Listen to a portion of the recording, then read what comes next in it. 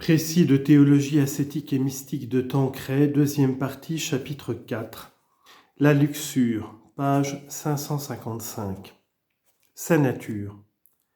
De même que Dieu a voulu qu'un plaisir sensible fût attaché à la nourriture pour aider l'homme à conserver sa vie, ainsi a-t-il attaché un plaisir spécial aux actes par lesquels se propage l'espèce humaine. Ce plaisir est donc permis aux personnes mariées, pourvu qu'elles en usent pour la fin très noble pour laquelle le mariage a été institué, la transmission de la vie. En dehors de là, il est rigoureusement interdit.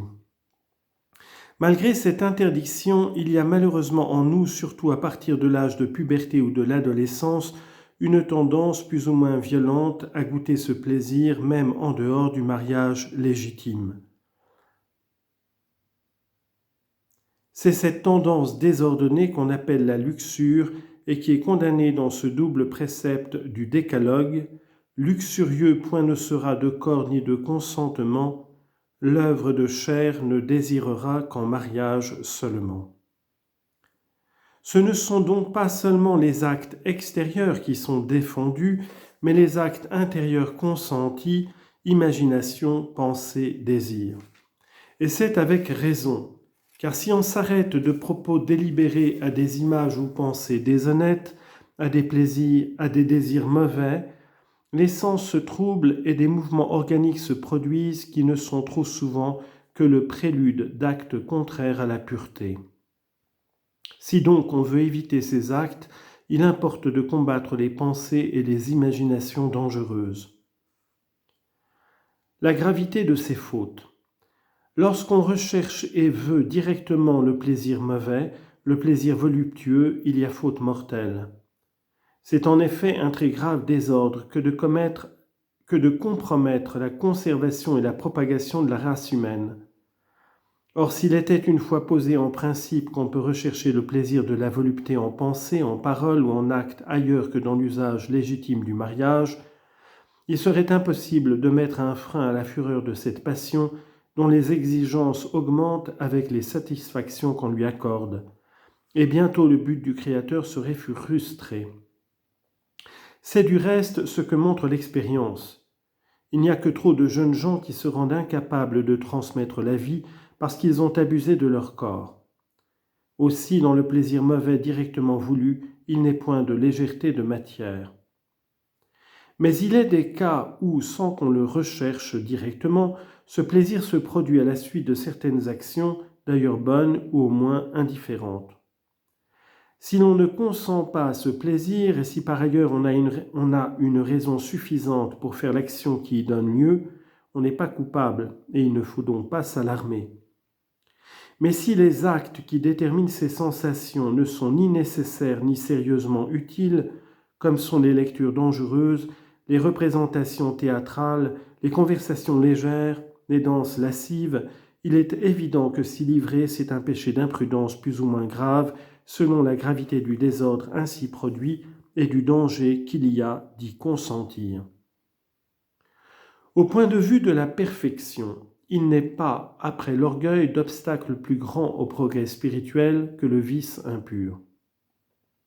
Qu'il s'agisse de fautes solitaires ou de fautes commises avec d'autres personnes, elles ne tardent pas à produire des habitudes tyranniques qui paralysent tout élan vers la perfection et inclinent la volonté vers les joies grossières. Plus de goût pour la prière, plus de goût pour la vertu austère, plus d'aspiration noble et généreuse. L'âme est envahie par l'égoïsme. L'amour qu'on avait pour ses parents ou ses amis s'étiole et disparaît presque complètement. Il ne reste plus que le désir de jouir à tout prix des plaisirs mauvais. C'est une véritable obsession. Alors l'équilibre des facultés est rompu. C'est le corps, c'est la volupté qui commande. La volonté devient l'esclave de cette honteuse passion et bientôt se révolte contre Dieu qui interdit et châtie ces plaisirs mauvais. Les tristes effets de cette abdication de la volonté se font bientôt sentir. L'intelligence s'émousse et s'affaiblit parce que la vie est descendue de la tête dans les sens. On n'a plus de goût pour les études sérieuses. L'imagination ne se porte plus que vers les choses d'en bas. Le cœur se flétrit peu à peu, se dessèche, s'endurcit, n'ayant plus d'attrait que pour les plaisirs grossiers. Souvent, le corps lui-même est profondément atteint. Le système nerveux surexcité par ces abus s'irrite, s'affaiblit et devient impropre à sa mission de régulation et de défense. Les divers organes ne fonctionnent plus qu'imparfaitement, la nutrition se fait mal, les forces s'affaiblissent et l'on est menacé de consomption. Il est évident qu'une âme ainsi déséquilibrée, animant un corps débile, ne songe plus à la perfection. Elle s'en écarte tous les jours davantage, trop heureuse si elle peut se ressaisir à temps et assurer du moins son salut. Il importe donc de signaler quelques remèdes pour ce vice grossier. Les remèdes. Pour résister à une passion si dangereuse, il faut des convictions profondes, la fuite des occasions dangereuses, la mortification et la prière. Des convictions profondes portant à la fois sur la nécessité de combattre ce vice et la possibilité d'y réussir. Ce que nous avons dit de la gravité du péché de luxure montre combien il est nécessaire de l'éviter pour ne pas s'exposer aux peines éternelles. On peut y ajouter 2 motifs tirés de saint Paul.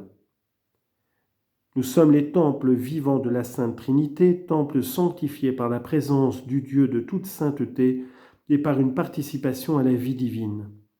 Or rien ne souille plus ce temple que le vice impur qui profane à la fois le corps et l'âme du baptisé. Nous sommes les membres de Jésus-Christ auxquels nous sommes incorporés par le baptême, et nous devons par conséquent respecter notre corps comme le corps même du Christ. Et nous irions le profaner par des actes contraires à la pureté? Ne serait-ce pas une sorte de sacrilège odieux, et cela pour se procurer un plaisir grossier qui nous ravale au niveau de la brute? Bien des hommes disent qu'il est impossible de pratiquer la continence. Ainsi le pensait Augustin avant sa conversion. Mais revenu à Dieu et soutenu par les exemples des saints et la grâce des sacrements, il comprit qu'il n'y a rien d'impossible quand on sait prier et lutter. Et c'est là l'exacte vérité. De nous-mêmes, nous sommes si faibles et le plaisir mauvais est parfois si alléchant que nous finirions par succomber. Mais lorsque nous nous appuyons sur la grâce divine et faisons des efforts énergiques, nous sortons victorieux des plus rudes tentations. Et qu'on ne dise pas que la continence chez les jeunes gens est un obstacle à la santé. Les médecins honnêtes répondent avec le Congrès international de Bruxelles de 1902, citation, « Il faut surtout enseigner à la jeunesse masculine que non seulement la chasteté et la continence ne sont pas nuisibles, mais encore que ces vertus sont recommandables au point de vue purement médical et hygiénique. Et en effet, on ne connaît aucune maladie venant de la continence, et il y en a beaucoup qui trouvent leur origine dans la luxure. »